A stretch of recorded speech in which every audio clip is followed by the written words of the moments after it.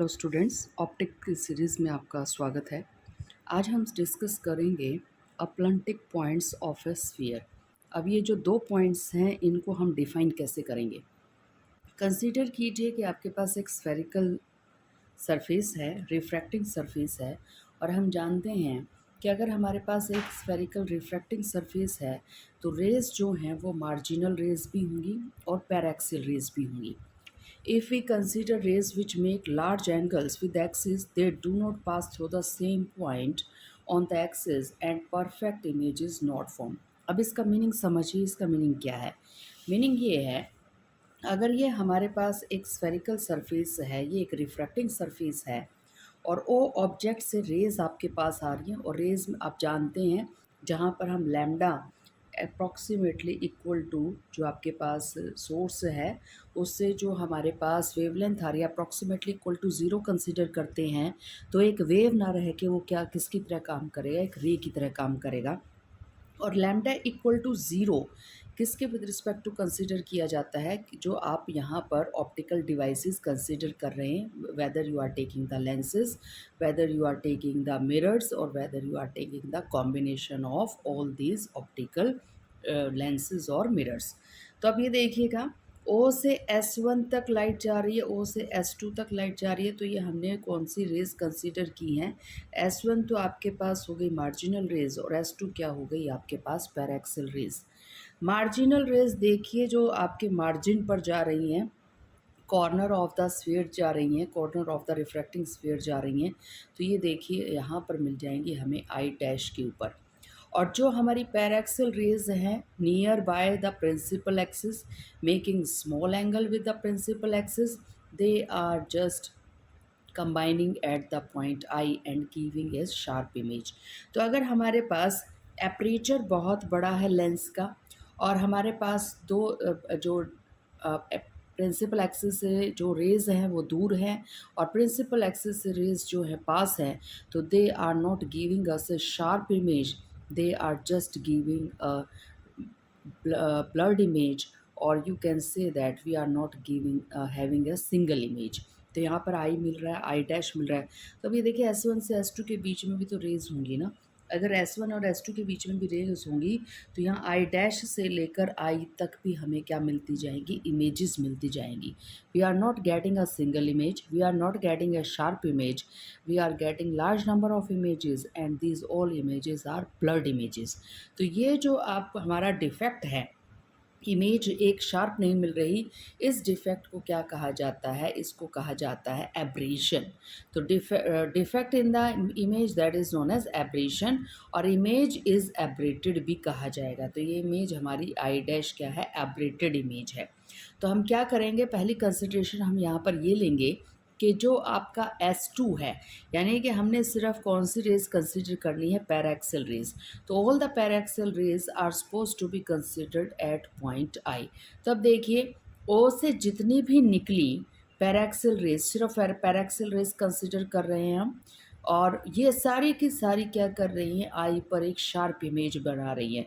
तो it means all the rays which are emerging from the point O, they are just converging at the point I।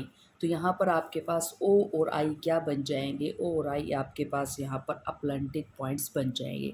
तो अपलैंटिक points कौन से points हैं, जहाँ पर एक पॉइंट से रेज एमर्ज होती हुई नज़र आएँ और दूसरे पॉइंट पर वो कन्वर्ज होती हुई नज़र आएँ। If we consider non paraxial rays like OS1 यानी कि ये वाला पोर्शन नहीं कंसिडर करना हमें, जो लार्ज एंगल्स बना रहा है या जो far away from the principal axis है। After refraction in general they will not पे नॉट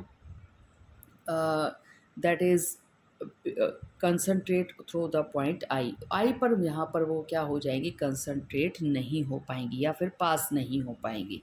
तो अब यहाँ देखिएगा, यहाँ पर हमने एक कंडीशन रख दी है, N2 is greater than N1। It means ये जो आपके पास आपका स्फेरिकल सरफेस है, ये वाला जो पोर्शन है that is denser as compare to this medium, N2 is rare medium. तो यहाँ पर भी देखिएगा ओ से हमने वही रेज ली है जो प्रिंसिपल एक्सिस के साथ स्मॉल एंगल बना रही हैं। It means we only consider the paraxial rays. तो ये रेज यहाँ पर जाकर क्या कर गई हैं, रिफ्रैक्ट कर गई हैं, और हमें लग रहा है कि ये कहाँ पर मर्ज हो गई हैं, आई पॉइंट पर मर्ज हो गई हैं। तो ओ और आई हमारे क्या बन जाएंगे, ओ और आई हमारे यहाँ पर अटलांटिक पॉइंट्स बन जाएंगे। तो अटलांटिक पॉइंट्स में एक पॉइंट से रेज एमर्ज होती हैं और दूसरे पॉइंट पर कन्वर्ज हो जाती हैं। अब देखिए, आपके ये जो अटलांटिक पॉइंट्स हैं इनको मैथमेटिकली कैसे बता पाएंगे। हमें पता है पी से, पोल से लेकर सेंटर तक का जो डिस्टेंस है इसको आप रेडियस ऑफ कर्वेचर आर से डिनोट करते हैं। तो ये जो ओ है आपके पास ऑब्जेक्ट से सी का जो डिस्टेंस इस तरह से रखिएगा कि ये आपके पास आए n2 divided by n1 into R. n2 is the refractive index of the second medium and n1 is the refractive index of your spherical surface or the first medium। उसके बाद I से C तक का distance देखिए, I से C तक का distance हमें कुछ इस तरह से मिलेगा कि n1 divided by n2 into are मिलेगा ये डिस्टेंस। तो O से C n2 divided by n1 into R, second medium refractive index divided by the first medium refractive index into radius of curvature। And O से C का जो distance रहेगा, यानी कि सेकंड अटलांटिक पॉइंट आई का जो centre of curvature से distance रहेगा, that is the ratio with multiplication of radius of curvature. Ratio किस चीज़ की लेनी है, that is the refractive index of the first medium to the refractive index of the second medium, और into में क्या कर देंगे आप, मल्टीप्लाई में क्या कर देंगे, radius of curvature of your spherical surface. O and I are aplanatic points. यहाँ पर ओ और आई आपके क्या है, अटलांटिक पॉइंट्स हैं। तो कैसे अटलांटिक पॉइंट्स को यहाँ पर हम डिस्कस करेंगे, कैसे डिफाइन करेंगे। ऑल रेज एमिनेटिंग, एमर्जिंग, या कहिए लगता है कि निकल रही हैं from O, appear to came from I. तो जो हमारी ओ से निकली हुई हैं वो थोड़ी देर बाद हमें कहाँ से निकली हुई नज़र आती हैं, या कहाँ पर कन्वर्ज होती हुई नज़र आती हैं, आई के ऊपर। O and I, these are your two Atlantic points, and this is the mathematical relation of O with center of curvature, and this is the mathematical relation of I with center of curvature।